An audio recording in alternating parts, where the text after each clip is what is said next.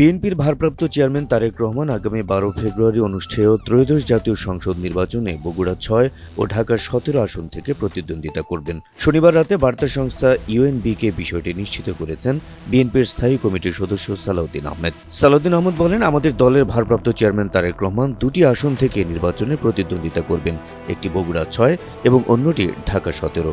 এটি দলীয় সিদ্ধান্ত। সালাউদ্দিন আহমেদ বলেন, বিএনপি চেয়ারপারসন খালেদা জিয়া ৩টি আসন বগুড়া ৭, ফেনী ১ ও দিনাজপুর ৩ থেকে এবং তারেক রহমান বগুড়া ৬ ও ঢাকা ১৭ আসন থেকে প্রতিদ্বন্দ্বিতা করবেন। বিএনপির মিত্র বাংলাদেশ জাতীয় party BJP chairman barrister Andalib Rahman Partha ঢাকার ১৭ আসন থেকে প্রতিদ্বন্দ্বিতা করবেন বলে প্রচারণা চালিয়ে আসছিলেন। এ বিষয়ে জানতে চাইলে সালাউদ্দিন আহমেদ বলেন, পার্থ ঢাকা ১৭ আসন থেকে নির্বাচনে প্রতিদ্বন্দ্বিতা করছেন না। তিনি তার নিজ নির্বাচনী এলাকা ভোলা ১ থেকে তার দলের নিজস্ব প্রতীক নিয়ে প্রতিদ্বন্দ্বিতা করবেন।